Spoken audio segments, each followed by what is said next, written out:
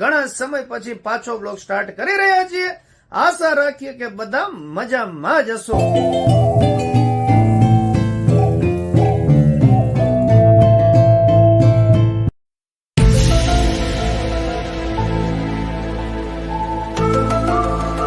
તો કેમ છો બધા? ફરીથી બધાનું સ્વાગત છે અમારા નવા ફ્રેશ અને એનર્જેટિક બ્લોગમાં. ને ઘણા સમય પછી પાછો બ્લોગ સ્ટાર્ટ કરી રહ્યા છીએ.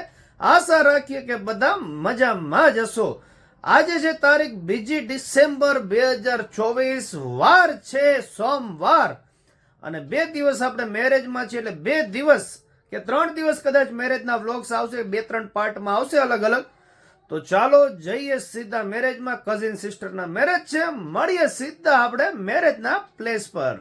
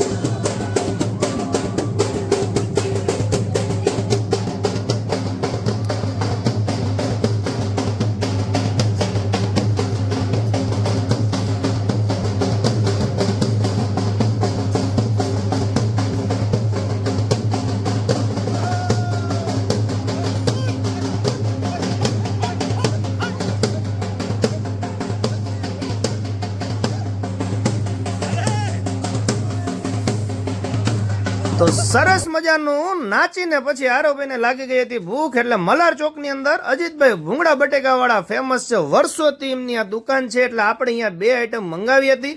સૌપ્રથમ ફ્રેન્ચ ફ્રાય અને એની સાથે જે આ કેચઅપ જે ચટણી આપે છે ને એની જ કારીગરી છે, અને ફ્રેન્ચ ફ્રાય પણ એકદમ ક્રન્ચી હોય છે. એટલે એકવાર સુરેન્દ્રનગરમાં આવો તો મલાર ચોકની અંદર ગમે એને પૂછશો ને. પછી આપણે દાબેલી મંગાવી હતી. બંને આઈટમ હાઈલી રિકમેન્ડેડ છે કે ભાઈ સુરેન્દ્રનગરમાં આવો તો મલાર ચોકની અંદર અજીતભાઈના ભૂંગળા બટેકા, દાબેલી, ફ્રેન્ચ ફ્રાય ખાવાનું ભૂલતા નહીં. ચાલો પહોંચી ગયા હતા નાસ્તો કરીને વાડીમાં, અને પછી તમને ખબર જ છે કે બે બહેનો અથવા તો જાજા બહેનો મેરેજમાં ભેગા થાય એટલે થોડી ઘણી વાતો કરતા હોય. અને આ બાજુ બધી મામેરાની તૈયારી થઈ ગઈ હતી. મામેરાઓ સરસ મજાના નાચી રહ્યા હતા, અને પછી ઉપર આવીને જે કોઈ બધી પેરામણી કરવાની હતી તેની બધી તૈયારી શરૂ થઈ ગઈ હતી.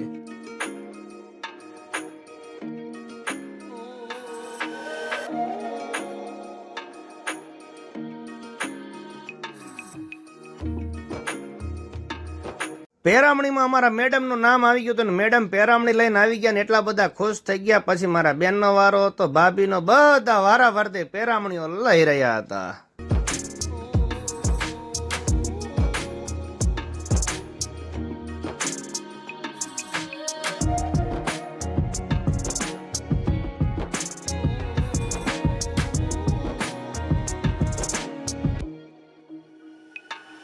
લગ્ન હોય એટલે પતાસા તો ખાવાના જ હોય. સરસ મજાના પતાસા લીધા હતા, અને પછી જેમની ડોટરના મેરેજ હતા એવા મારા દાદા, અત્યારે આજે પરસોત્તમ દાદા છે, તે પણ અત્યારે ફોટોશૂટ માટે અમારે બધા વચ્ચે આવી ગયા હતા. ને પછી મારા કાકાએ કીધું કે હાલો હું બધાના ફોટા પાડી લઉં. એટલે બધા જાણે એટલા બધા ડાયા હોય એમ બધા અમારા જે ફેમિલી મેમ્બર્સ હતા એ બધા શાંતિથી બેસી ગયા હતા, અને સરસ મજાનો ફોટોશૂટ પણ ચાલુ હતું.